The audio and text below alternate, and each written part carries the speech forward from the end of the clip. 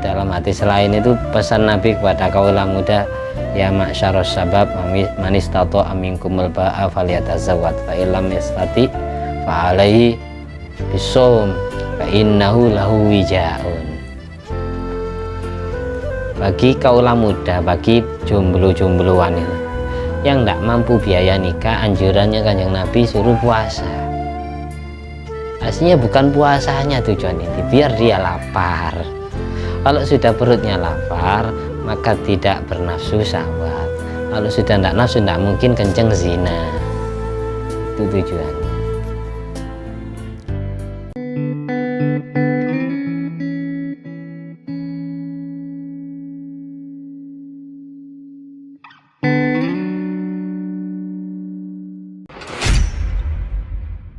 Assalamualaikum warahmatullahi wabarakatuh. Waalaikumsalam warahmatullahi wabarakatuh. Alhamdulillahirabbil alamin alladzi bi ni'mati tatimmus sholihat wa bi dzikri sulaha idza tanazzalu rahmat wal barakat.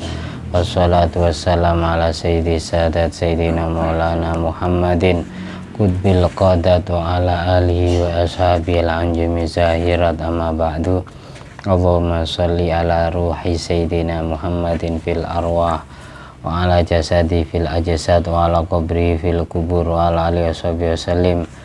Rabbi syrah li sadri wa yassir li amri wa hlul 'uqdatan min lisani yafqahu qawli. Rabbi zidni ilma warzuqni fahma. Allahumma aftah alaina futuhal arifin waj'alna khalisatan liwajhikal karim. Allahumma aftah alaina futuhal arifin waj'alna khalisatan liwajhikal karim. Allahumma aftah alaina futuhal arifin waj'alna khalisatan liwajhikal karim. Allahumma arzuqna fahman nabiyyin wa ilhamal malaikatil muqarrabin. Allahumma nawwir qulubana bi nuri hidayatika kama nawwartal arda bi nuri syamsika. Rabbana anfa'na bima 'allamtana, Rabbi 'allimna alladhi yanfa'una, Rabbi faqihna wa faqih ahlana wa qarabatil lana fi dinina. Allahumma inna na'udzubika min ilmin la yanfa' wa qalbin la yakhsha wa amalin la yurfa' wa du'ain la yusma'. Allahumma inna na'udzubika min azabil qabri wa min azabin nar wa min fitnatil mahya wal mamat wa min fitnatil masihid dajjal. Allahumma sholli ala ruhi sayyidina Muhammadin fil arwah wa ala jasadi fil ajsad wa ala qabri fil kubur wa ala alihi wasallim. Allahumma sholli ala sayyidina Muhammadin wa ala ali sayyidina Muhammad ma'danil judi wal karam mambail ilmi wal hilmi wal hikam wa barik wa sallim. Allahumma sholli ala ruhi sayyidina Muhammadin fil arwah wa ala jasadi fil ajsad wa ala qabri fil kubur wa ala alihi wasallim. Alhamdulillahirabbil alamin. Di malam hari ini kita meneruskan pembacaan kitab Nurul Iman, cahaya imannya hati. Dari 50 hadis yang akan kita baca, kita sampai di hadis yang ke-45. Kurang 6 hadis lagi insyaallah hatam. Semoga jadi ilmu yang bermanfaat dan barokah fid din wa dunya wal akhirah binniyah li ridha ilahi ta'ala wa li syafa'ah Nabi Muhammad sallallahu alaihi wasallam. Hadrati jami'i abai wa ikhwani minal anbiya wal mursalin wa jami'ali kullin wa sahaba wa qarabah wa tabi'in wa tabi'ina min sani min din jamil malaikatil muqarrabin wa jami' hamalatil arsi wa jami' ru'asil malaikatil arba'a Jibril Mikail Israfil Israel Sariya Nuriya Rohana Rohani radwa anhum salatu wa salamuhu alaihi wal majmain jami' matil arba'atil mujtahidin wal qurra wal hufat wal mufassirin wal ulama'il amilin wa syuhada wa salihin wa sadati sufi wa maqalidin fiddin wa jamil fuqaha wal mahdin jami' awliya'il kanajmain wa jami' awliya Indonesia jami' awliya tis'ah Sunan Gresik, Sunan Ampel, Sunan Kiri, Sunan Bonang, Sunan Derajat, Sunan Kudus, Sunan Gunung Jati, Sunan Kalijogo, Sunan Muria Bagasa Jumatil Kubra jami' masyaihina itu kan Malaysia Sulaiman kemenwa ke mahali ke Buzarin ke Nur Hasan bin Atim ke Barudalan ke Abdul Adim bin Ibrahim Abdul Jalil bin Fadil ke Nur Hasan bin Ahmad Holeh Nabi Siraj Milatuati Nabi Sa'dua Nabi ke Hasan Nabi Muhammad Al-Bakir ke Bil Alim Nabi Abdul Jalil Ahmad Nabi Abdul Jalil Mafu'an Nur Hasan Habib Habib bin Yahya min al-Mahdi Muntadar Suli mafuri mazwaj midrat manajman wa jami' awliya wal ulama wa syuhada al madhkur asma'um fi hadzal kitab Muhammad bin Ismail Bukhari, Muhammad Muslim. Jami walidaina, nama kedua orang tuanya, bapaknya sebut.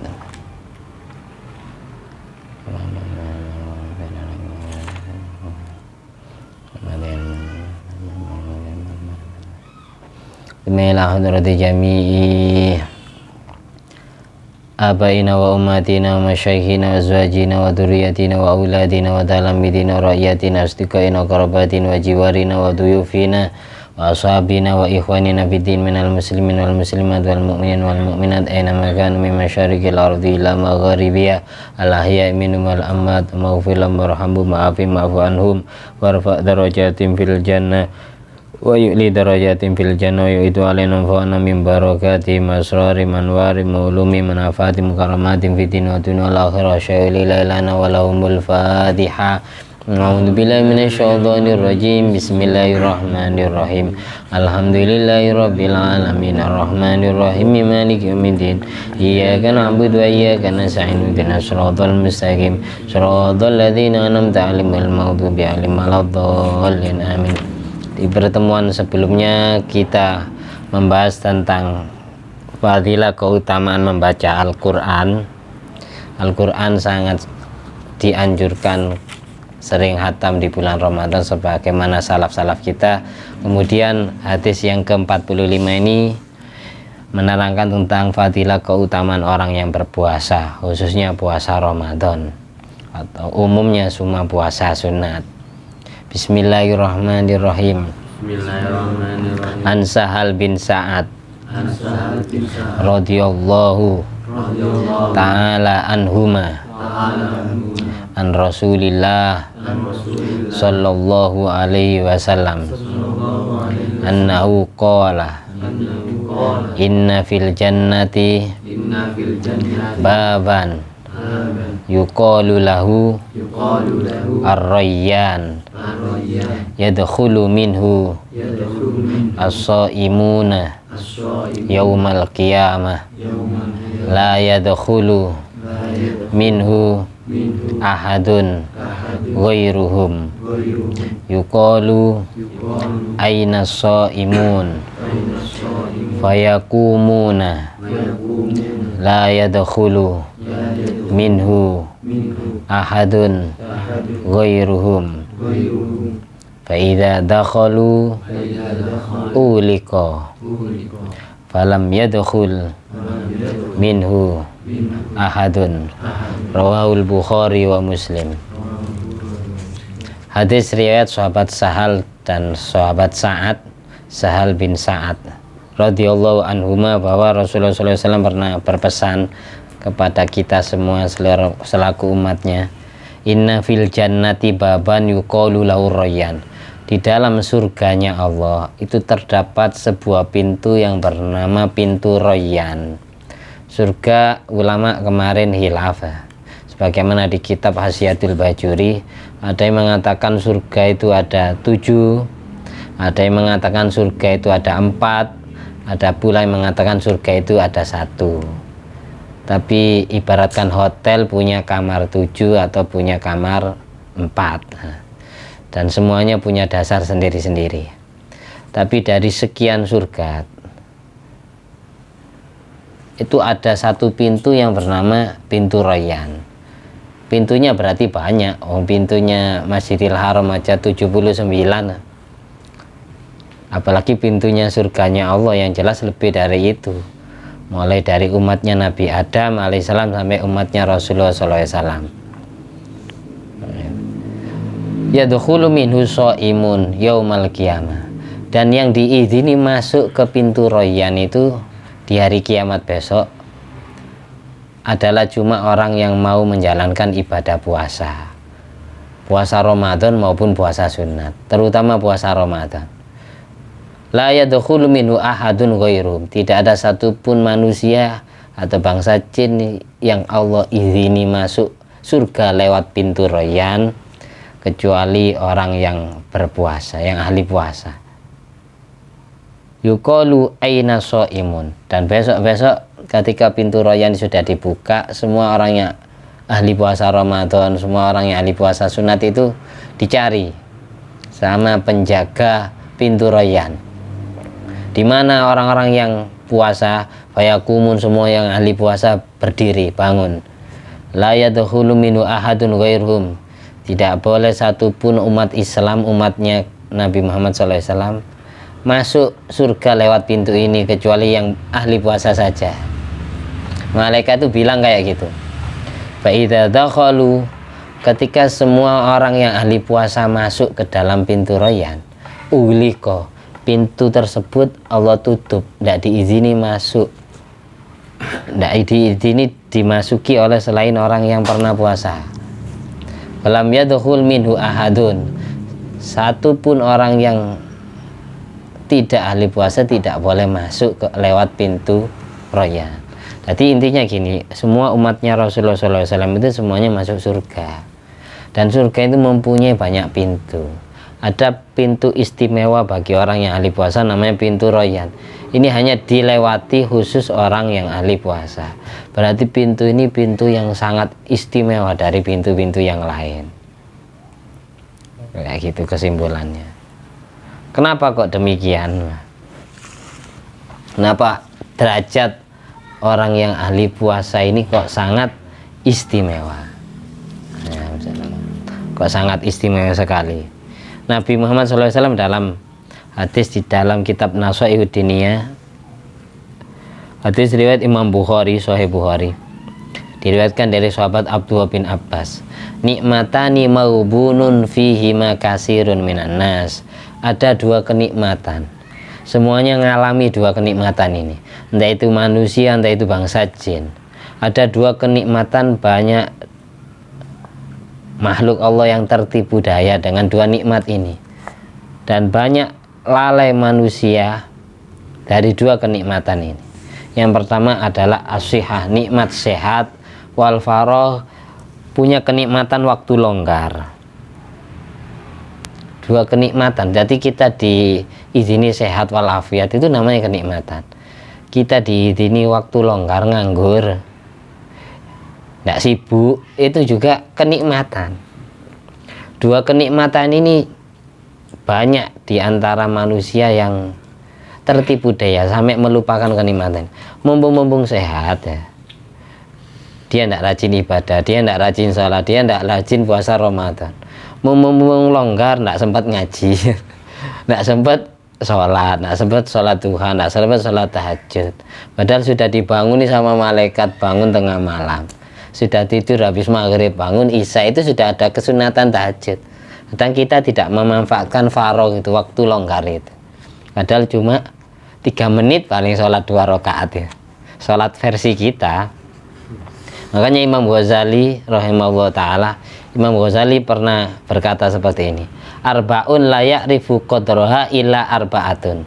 Ada 4 perkara yang tidak ada yang sadar tentang derajatnya perkara itu kecuali hanya 4 orang. Yang pertama, la ya'rifu qadral hayat illal mauta. Tidak ada yang tahu bahwasanya orang hidup itu nikmat enak kecuali orang yang sudah ditakdir meninggal dunia. Baru nyesel, baru kasta, baru nelongso. Laopo biyen intunya aku ya ndak rajin ibadah, aku ya jarang zikir, aku ya jarang ikut ngaji. Ketika mati nyesal ya. Makanya Imam Ghazali mengatakan tidak ada yang sadar tentang kenikmatannya orang hidup kecuali orang yang sudah ditakdir mati. Yang kedua, qadra siha ila ahlus sukmi. Tidak ada yang tahu nikmatnya kesehatan kecuali orang yang sudah Allah takdir sakit. Kalau sudah sakit baru merasakan bahwasanya orang sehat itu enak. Kemudian yang ketiga, wala qadra syabab ila ahlul haram. Tidak ada yang tahu derajatnya, nikmatnya jadi anak muda kecuali orang yang sudah jatuh tua renta, sudah berusia lanjut. Kalau sudah sepuh nyesel ya. Dulu masih seger-segernya, masih gagah-gagahnya, malas ibadah. Ketika sudah sepuh, punya keinginan semangat karena sudah berbau tanah kuburan ya. Tenaga ndak kuasa. Dulu masih sehatnya ndak rajin puasa, masih mudanya. Ketika sudah sepuh, keinginan puasanya tinggi tapi ndak kuat. Kayak gitu contohnya.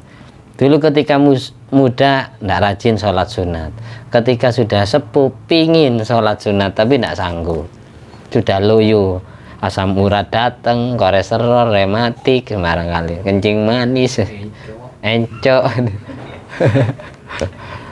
Terus yang keempat, yang terakhir, wala qadrul ghina illa ahlul faqri. Tidak ada yang tahu derajatnya, nikmatnya jadi orang kaya kecuali orang yang sudah ditakdir jatuh fakir miskin. Maka di sini di antara rahasia kenapa Allah kok sampai memerintahkan kita puasa 1 tahun 1 kali. Karena kalau kita tidak dipaksa puasa Ramadan, niscaya 1 tahun kita tidak akan puasa sama sekali. Karena tidak ada yang merasakan enak puasa. Namanya puasa ya tirakat, tidak ada yang enak. Tapi di situ lambang kasih sayang Allah untuk melunturkan dosa-dosa kita. Karena tujuan inti dari puasa itu yang satu ya, biar lapar. Dengan lapar maka syahwat, ada 2 syahwat yang hilang. Syahwatul kalam dan syahwatul farji. Syahwatnya ngomong, malas berbicara, malas ngerasani orangnya. Kalau sudah perut lapar malas ngomong, diomongnya sengkon jawaban ya. Akhirnya ndak ngerasani wong, akhirnya ndak mencaci maki orang lain karena malas ngomong, malas ngobrol. Kalau sudah perut lapar. Yang kedua syahwatul farji, syahwatnya kelamin. Kelaminnya ndak bisa berdiri, ndak bisa bernafsu syahwat. Nah, ketika meskipun kelihatan karena perutnya sangat lapar ya, meskipun kelihatan aurat tidak bergairah, hati kenceng tapi itu tidak kenceng, sudah loyo, kayak gitu. Itu aslinya orang diwajibkan puasa Ramadan karena Allah kasihan kepada kita.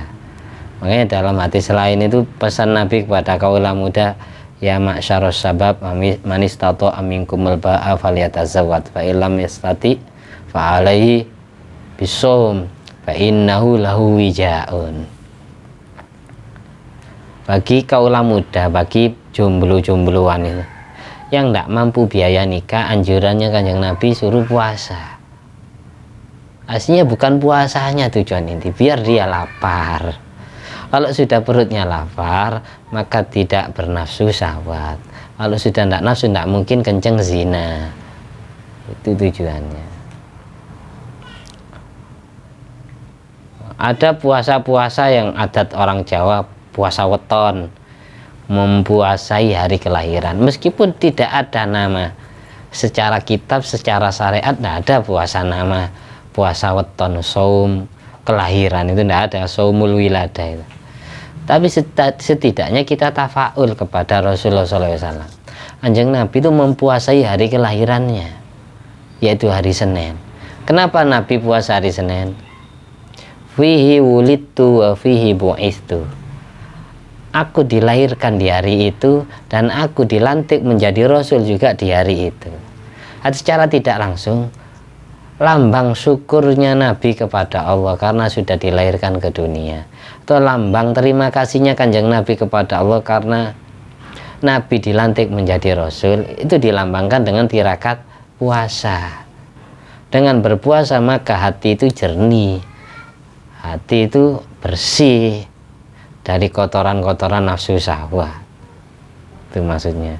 Orang Jawa itu puasa weton maksudnya ikut itu, tafaul kepada Kanjeng Nabi karena Nabi juga mempuasai hari kelahirannya. Kita meskipun lahirnya bukan hari Senin, lahirnya hari Sabtu, hari Jumat ya, sesekali meskipun ndak setiap hari Sabtu puasa ya, paling tidak 1 bulan 1 kali atau 1 tahun 1 kali, paskan hari kelahiran kita, niat mempuasai hari kelahiran kita, niatnya tafaul kepada Kanjeng Nabi. Nabi aja mempuasai hari kelahirannya. Jadi setiap ulang tahun itu ya kita ulang harinya, tapi tidak usah patokan ke tanggalnya. Tidaknya gitu. Puasa yang baik ketika tidak ada satupun orang yang tahu kalau kita sedang puasa. Pasti ikhlasnya Di situ makanya derajatnya puasa itu sangat tinggi, sampai istimewa hanya diizini masuk pintu royan hanyalah orang yang ahli puasa, mencari ridhonya Allah. Dalam hadis lain juga dijelaskan, hadis muttafaq alaih Sahih Bukhari Muslim, kullu amali bani Adam lahu illa shauma fa innahu li wa ana ajzi bi. Ini hadis qudsi. Allah sendiri yang berfirman, semua amal ibadahnya manusia, anak cucunya Adam, itu sebenarnya untuk dirinya sendiri, kecuali puasa itu untukku. Aku di sini, aku Allah. Kecuali puasa itu untukku dan aku sendiri yang akan membalasnya. Apa bedanya puasa dengan selain puasa? Karena kalau puasa ini merupakan ibadah yang paling ikhlas. Kita bisa membohongi orang lain, kita pura-pura puasa bisa. Kan ya? Kita sudah moke tadinya, terus ketemu temannya, waktunya sahur ikut sahur, waktunya buka pura-pura ikut buka, padahal dia sudah iftar, sudah mokel nak puasa. Kita bisa membohongi orang, mengkelabui orang lain. Karena apa? Ibadah puasa itu tidak bisa dilihat oleh mata. Beda dengan sholat, baca Al-Quran, kelihatan orang lain, tidak usah tanya, kamu sekarang sedang sholat ya? Nggak mungkin, karena sholat kelihatan bentuknya, bentuk ibadahnya kelihatan. Kamu sekarang sedang baca Quran ya? Orangnya sedang baca Al-Quran memang. Sedang puasa, ketika kita ditanyai, kamu sekarang sedang puasa ya? Bisa jadi kita bilang, padahal bohong, iya saya puasa. Makanya satu-satunya ibadah yang paling ikhlas hanya dirinya dengan Allah dan malaikat pencatat amal yang tahu cuma puasa. Karena bentuk ibadah puasa itu tidak bisa dilihat oleh mata kita, matanya orang lain. Kalau baca Quran kelihatan orangnya sedang ngaji, sholat kelihatan, sodako pun kelihatan, kan ya? Kayak gitu. Beda dengan puasa. Kita masih bisa berpura-pura puasa. Di situ maksudnya kenapa kok sangat istimewa orang yang ahli puasa itu. Di antaranya itu. Kalau tidak, meskipun kita tidak bisa puasa Senin Kemis, pas hari kelahiran kita dipuasai. 1 bulan 1 kali atau 3 bulan 1 kali semampunya. Biar apa? Biar kita punya kepribadian buka lembaran baru hidup. Biar cepat luntur dosa-dosanya. Nanti ibaratkan bayi yang baru lahir lagi. Kenapa Nabi mempuasai hari kelahirannya? Biar selalu seolah-olah jadi kayak bayi baru lahir. Bayi baru lahir berarti kan tidak punya dosa. Gitu. Oleh karena itu Nabi mempuasai hari Senin, hari kelahirannya. Kenapa Kamis Nabi puasa? Karena pas hari Kamis itu laporan mingguan. Malaikat pencatat amal mengaturkan amal ibadahnya umat, amal maksiatnya umat. Ini diaturkan kepada Allah, lalu Allah kepada Rasulullah. Ini loh, jadi bertontonkan. Ini loh Muhammad, umatmu sedang seperti ini, sedang selama 1 minggu. Makanya Kamis itu ya pas laporan, rapat mingguan malaikat dengan Allah. Laporan. Kalau nisfu Sya'ban itu rapat tahunan. Setiap nisfu Sya'ban itu rapotan 1 tahun. Kalau Lailatul Qadar rapotan seumur hidup. Makanya bedanya gini, kalau Jumat melebur dosa selama 1 pekan. Nah, kalau nisfu Sya'ban melebur dosa selama 1 tahun. Kalau Lailatul Qadar menebur dosa seumur hidup. Itu bedanya. Hanya karena Allah sayang kepada Kanjeng Nabi dan kepada umatnya sampai dikasih Lailatul Qadar. Kali umat yang dosanya sudah numpuk gara-gara minta ampunan di Lailatul Qadar diampuni semua, bersih semua hatinya dari karatan dosa yang mengotori hatinya.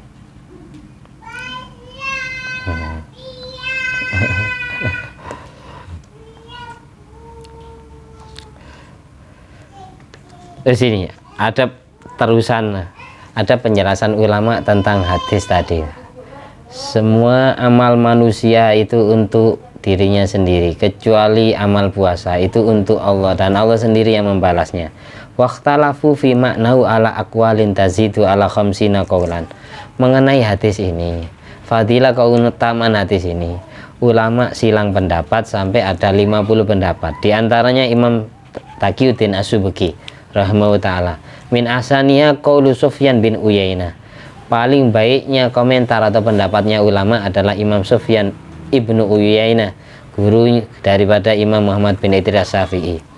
Bila mengatakan gini, innau yaumal qiyamah yata'allaku khusama ul mar'i bi jami'i a'malihi illa shauma. Di hari kiamat besok, semua orang yang ahli bidah itu membangga-banggakan ibadahnya kecuali hanya puasa. Fa innahu la sabila lahum alaihim. Mereka semua tidak diizini dapat jalan untuk membanggakan puasanya. Fa innahu idza lam yabqa illa shaum. Ketika yang tersisa hanya puasa, yatahammalullah anhu ma baqiya minadh madzalim, maka Allah menjamin dosa-dosa yang tersisa dari dia dijamin gara-gara puasanya. Wa yudkhiluhu bisawm al-jannah, lantas dia dimasukkan ke surga gara-gara puasa.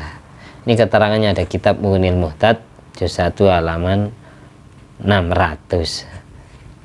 Seperti itu istimewa. Arti nanti puasa ini yang paling terakhir, gara-gara puasa itu bisa melebur semua dosa yang pernah dia lakukan seumur hidupnya. Arti umat Islam itu kadang Allah sudah mengampuni dosanya sebelum mati. Kadang ketika mati masih tersisa dosanya, disiksa di alam kubur, bangkit dari alam kubur, dosanya habis sesuai takaran siksa di kuburannya. Karena gara-gara didoakan oleh orang-orang yang hidup, ditahlili, diholi, diyasini, sering dikirimi pahala sedekah dan seterusnya, sampai habis, bangkit dari alam kubur tidak punya dosa karena sudah dihabiskan dengan siksa kubur. Langsung dikirim ke padang mahsyar, ditimbang tinggal amal baiknya saja. Dakhalal jannah bighairi hisab. Ada yang sesudah bangkit dari alam kubur masih tersisa dosanya. Nah, ditimbang, semisal dosanya masih kalah dengan amal ibadahnya, maka dia tetap masuk surga tanpa dihisab, karena kalau ditimbang lebih berat amal ibadahnya. Tapi kalau amal ibadah sama amal maksiatnya 50% 50%, maka dihisab dengan hisab yang ringan kemudian masuk surga. Tapi sebaliknya, kalau amal jeleknya ini lebih berat dari amal buruknya, ini pilihannya ada dua. Insya Allah afa anhu, kalau Allah mau langsung dimaafkan semua kesalahannya gara-gara ditolong Kanjeng Nabi, lalu masuk surga. Wa insya Allah adzaba biqadri jurmihi, kalau Allah mau, Allah siksa sesuai kadar dosa yang tersisa. Dosanya tinggal 20%, lalu dihabiskan di neraka dengan siksa neraka sesuai kadar dosanya. Ketika sudah habis, baru dientas, tsumayadkhulul jannah, kemudian masuk surga. Jadi intinya semua umat Islam itu masuk surga tanpa terkecuali. Meskipun ada yang masuk surganya masih tanpa transit neraka, ada yang masih transit dulu. Wa amma man thaqulat mawazinu fa huwa fi 'ishatir radiyah wa amma man khaffat mawazinu fa ummuhu hawiyah wa ma adraka ma hiya narun hamiyah. Makanya di akhir surat ini kita sunat baca doa nas'alullahal afwa wal afiyah. Kita semua yang lagi hataman Quran ini memohon afwa. Afwa itu dihapus semua kesalahannya, wal afiyah diselamatkan dari siksa kubur dan dari siksa api neraka. Itu maksudnya nas'alullahal afwa wal afiyah. Biasanya kita kalau khatmil Quran itu wa ummu hawiyah wa ma adraka ma hiya narun hamiyah. Terus yang langgeng abadi di neraka itu cuma orang kafir, khalidina fiha abada. Orang Islam tidak ada yang langgeng di neraka itu. Sebagaimana nas Quran, wala saufa yu'tika rabbuka fatarda. Nabi tidak akan ridho masuk surganya Allah sebelum semua umatnya selesai dari neraka ke surga. Sebelum umatnya masuk surga 100% tanpa tersisa satupun orang, meskipun yang tidak pernah puasa Ramadan, Islamnya KTP, tidak pernah sholat fardu, ujung-ujungnya nanti surga, karena di dalam hatinya beriman, yakin punya Tuhan Allah dan Nabi Muhammad SAW. Tetap dibela. Yang terus-terusan di neraka itu cuma orang kafir. Jadi percuma kita gampang memvonis orang lain, menilai orang lain jelek, baik, ya. Berantem, ribut, ujung-ujungnya kita bersama di surga. Ini kan percuma. Nah, Nabi berpesan, la ardo wa wahidun min ummati finnar. Ini hadis sahih.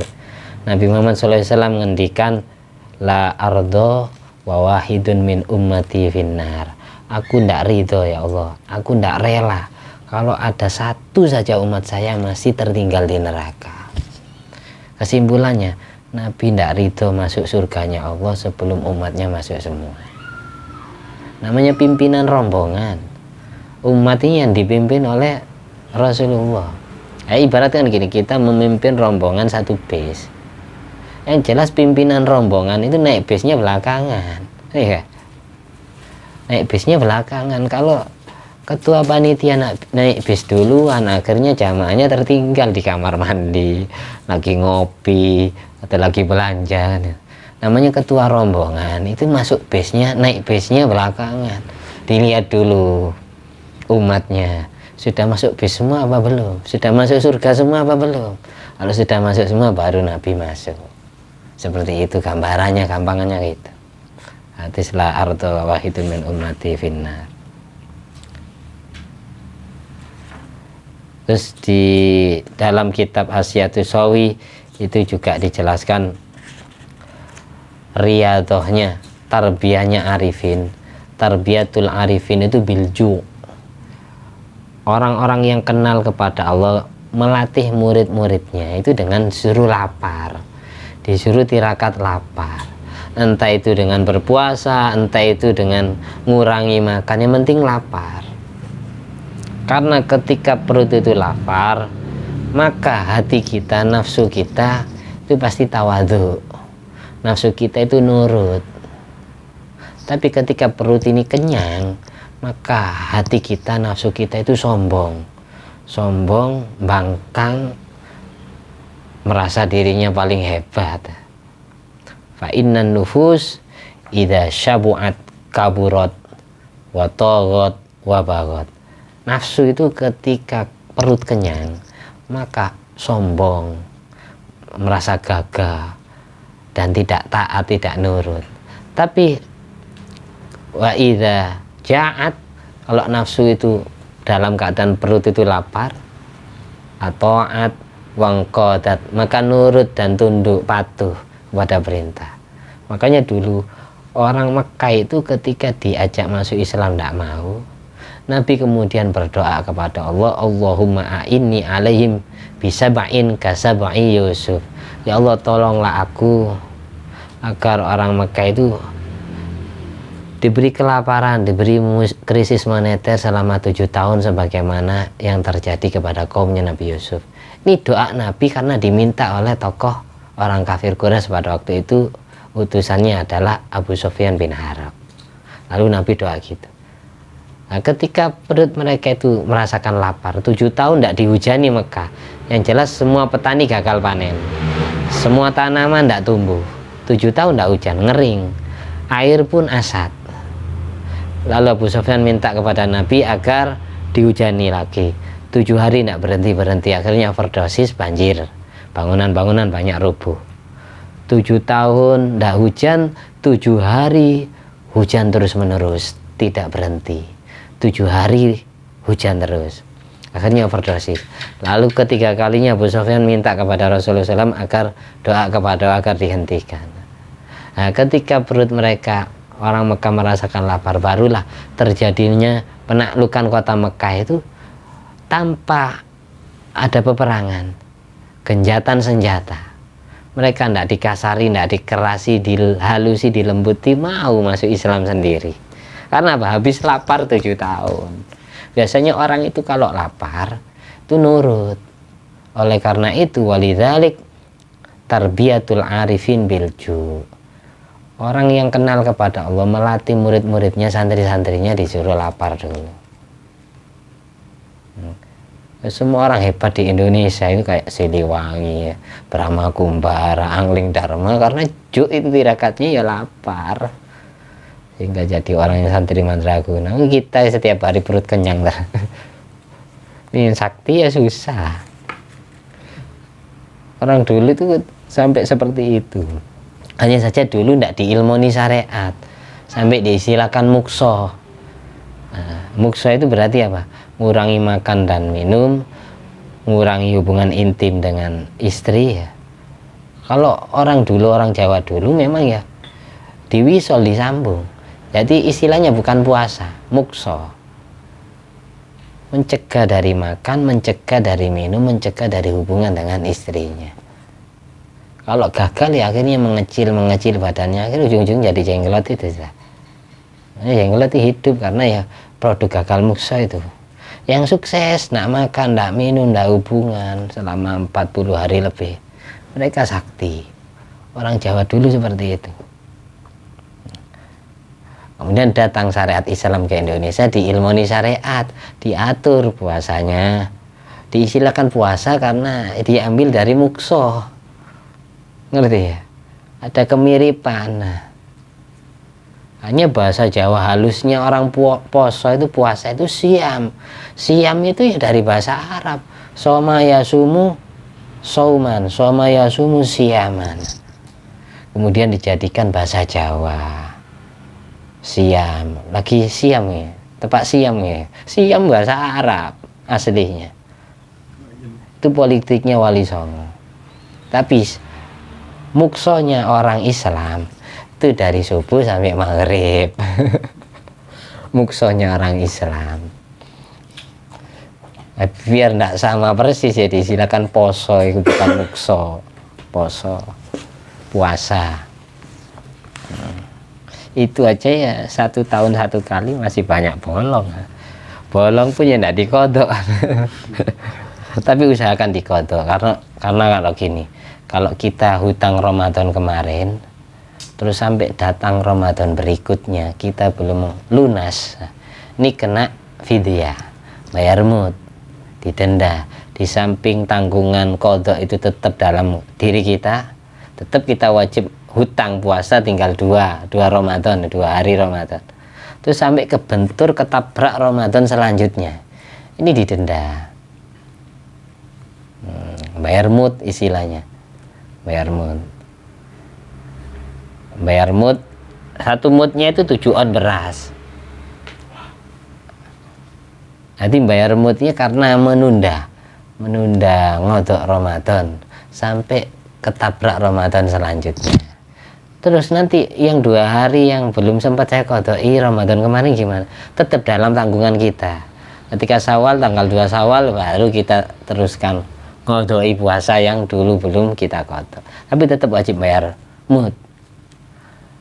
Ambil 7 on beras, 7 on itu tidak sampai 1 kilo, gampangnya ya 1 kilo gitu ya. Lalu berikan ke fakir miskin, niat nebus denda karena menunda kodok Ramadan. Tapi tetap wajib ngodoi. Yang enak ya orang puasa bagi yang tidak kuat itu enak malamnya tidak tidur. Iya, nanti habis sholat subuh masih dikiran, masuk waktu duha tidur, bangun jam 2 siang langsung sholat duhur. Tidak lama dari itu, setengah jam berikutnya asar. Dari asar ke maghrib kurang berapa jam? 2 jam lah ya. Nanti puasanya kalau di total cuma 3 jam, 3 jam setengah. Selebihnya itu tidur kan kita.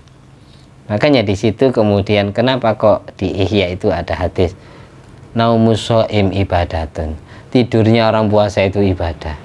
Karena orang tidur tidak mungkin maksiat kepada Allah. Karena dia tidur, bangun tetap dikatakan orang yang puasa kan.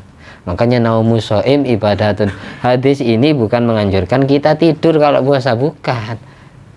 Orang yang puasa itu tidurnya saja sudah dihitung ibadah.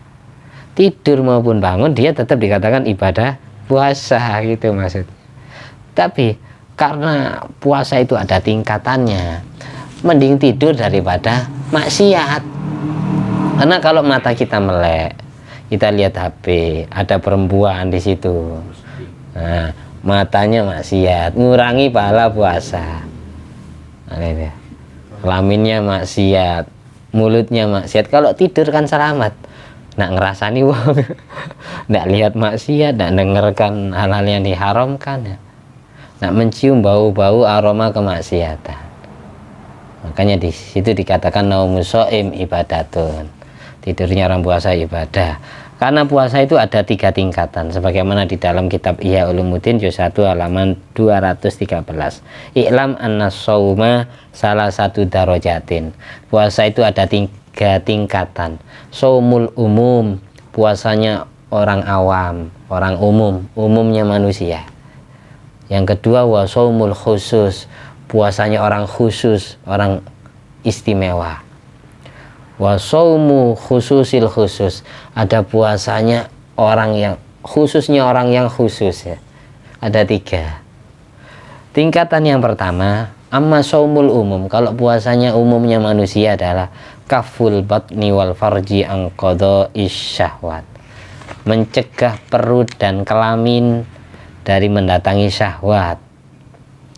Perut ndak makan, ndak minum, kelamin ndak hubungan intim, itu meskipun mata maksiat, itu puasanya orang secara umum, shaumul umum. Telinganya maksiat, mulutnya maksiat, berbohong dan seterusnya.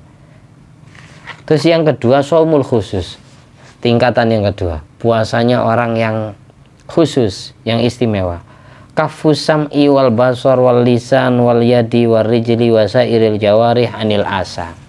Puasanya orang khusus adalah bukan hanya menahan perut dari dahaga dan lapar, kelamin dari hubungan, tapi menahan pendengaran telinga, menahan pandangan mata, menahan lidahnya mulut, menahan tangan, kaki, dan seluruh anggotanya dari berdosa, bermaksiat kepada Allah. Itu puasanya orang yang khusus. Tingkatan yang kedua, tingkatan tengah-tengah ini, tingkatan yang sederhana yang kayak tadi itu, yang penting nak makan, nak minum, nak hubungan, meskipun anggotanya yang selain itu maksiat kepada Allah. Yang istimewa di atas istimewa itu adalah khususul khusus, tus saumul qalbi anil himamid daniyah wal afkarid dunyawiyah wa kafu amma siwallah azza wa jalla bil kulliyah. Puasanya orang yang di atas khusus, istimewanya orang yang paling istimewa adalah puasanya hati. Jadi hatinya juga puasa. Bukan hanya kelamin perut yang puasa, tapi hati juga berpuasa dari cita-cita yang hina, pikiran-pikiran dunia, dan dari hal-hal yang berbau selain Allah secara totalitas.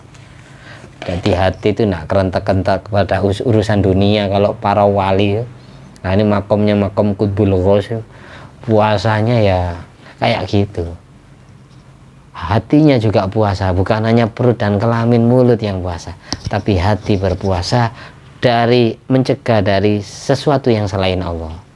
Kerentak-kerentak dunia, fokus Allah tok, paling tidak kita tidak sampai ke yang tingkat paling tertinggi atau yang paling rendah. Kita belajar yang tengah-tengah tadi. Yang penting anggota tubuh kita terjaga dari bermaksiat kepada Allah, itu aja sudah istimewa, luar biasanya. Ya pingin selamat ya tidur, tapi usahakan jangan kebablasan. Masa habis subuh tidur bangunnya maghrib, akhirnya zuhur sama asar qodhoan. Ya tidak apa-apa, tidak dosa, tapi wajib diqodhoi, asalkan tidak sengaja meninggalkan zuhur asar. Memang Allah mentakdir dia bangun maghrib. Waktunya maghrib. Mudah-mudahan bermanfaat meskipun sedikit ya. Kita teruskan besok lagi. Mudah-mudahan kita dan seluruh keturunan dan keluarga kita termasuk orang yang ahli puasa, lebih-lebih puasa Ramadan.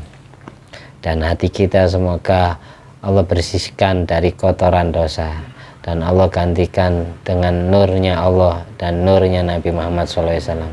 Allah penuhi jasmani rohani kita mulai ujung rambut sampai kaki dipenuhi cahaya Allah dan cahaya Rasulullah SAW.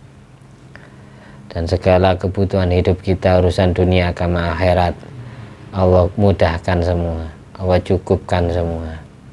Al-hadiniyat wa ala kunyatin sholih wa kulli mana salafus sholih. Dan jika tak terlupakan, kita doakan saudara-saudara kita Islam di Palestina, mudah-mudahan Allah lindungi, Allah selamatkan, Allah jauhkan dari mara bahaya, malapetaka, musibah. Allah beri kemenangan untuk mengalahkan tentara-tentara Israel. Allah hancurkan orang kafir yang memusuhi umat Islam. Al-adiniyat wa ala kuliyatin sholih wa ala kulli man salafus sholih bi janabil mustafa al-mujadaba Muhammadin sallallahu alaihi wasallam. Amin. Bisri asraril Fatihah ila hadratin Nabi Muhammad sallallahu alaihi wasallam. A'udzubillahi minasyaitonir rajim. Bismillahirrahmanirrahim. Alhamdulillahirabbil alamin arrahmanir rahim maliki yaumiddin. Iyyaka na'budu wa iyyaka nasta'in ihdinas siratal mustaqim siratal ladzina an'amta 'alaihim ghairil maghdubi 'alaihim waladdallin. Amin. Allahu la ilaha illa huwal hayyul qayyum la ta'khudhuhu sinatun wa la nawm lahu ma fis samawati wa ma fil ard. Man dzal ladzi yashfa'u 'indahu illa bi idznihi ya'lamu ma baina aydihim wa ma khalfahum wa la yuhituna bi syai'in min ilmi illa bima syaa' wasi'a kursiyyus samawati wal ardi wa la ya'uduhu hifdzuhuma wal 'aliyyul 'azim. Bismillahirrahmanirrahim. Qul huwallahu ahad, Allahus samad, lam yalid wa lam yulad wa lam yakul lahu kufuwan ahad. Bismillahirrahmanirrahim.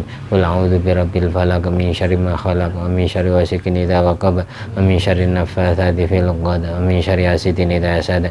Bismillahirrahmanirrahim. Qul a'udzu birabbin nas malikin nas ilahin nas min syarril waswasil khannas alladzi yuwaswisu fi sudurin nas minal jinnati wan nas. At-tahiyatul mubarakatuh salawatut thayyibatu lillah. Assalamu alayka ayyuhan nabiy wa rahmatullahi wa barakatuh. Assalamu alayna wa ala ibadillahi sholihin. Asyhadu an la ilaha illallah wa asyhadu anna muhammadar rasulullah. Allahumma salli ala sayyidina Muhammad wa ala ali sayyidina Muhammad wa shallaita ala sayyidina Ibrahim wa ala ali sayyidina Ibrahim wa barik ala sayyidina Muhammad wa ala ali sayyidina Muhammad wa barakta ala sayyidina Ibrahim wa ala ali sayyidina Ibrahim fil alamin innaka Hamidum Majid. Bismillahilladzi la yadurru ma ismihi syai'un fil ardi wala fis samaa'i wa huwas samiul 'aliim. Bismillahilladzi la yadurru ma ismihi syai'un fil ardi wala fis samaa'i wa huwas samiul 'aliim. Bismillahilladzi la yadurru ma ismihi syai'un fil ardi wala fis samaa'i wa huwas samiul 'aliim. A'udzu billahi samil 'alim minasyaitonir rajim. A'udzu billahi samil 'alim minasyaitonir rajim. A'udzu billahi samil 'alim minasyaitonir rajim. Bismillahirrahmanirrahim. Law anzalna hadzal qur'ana 'ala jabalin la ra'aitahu khashi'an mutasaddian min khasyatillah. Wa tilkal amthalu nadribuha lin-nasi la'allahum yatafakkarun. Wallahu alladzi la ilaha illahu 'alimul ghaibi wasyahada warrahmanir rahim. Wallahu alladzi la ilaha illahu al-malikul quddusus salamul mu'minul muhaiminul azizul jabbarul mutakabbir. Subhanallahi amma yusyrikun. Wallahul khaliqul bari'ul musawwiru lahul asmaul husna yusabbihu lahu ma fis samawati wal ardi wa huwal azizul hakim. Alhamdulillah alladzi at'amani hadzal ilma wa razaqani min ghairi haulin minni wala quwwatin bi fadli. Subhana rabbika rabbil izzati amma yasifun wa salamun alal mursalin walhamdulillahi rabbil alamin. Wassalamu alaikum warahmatullahi wabarakatuh.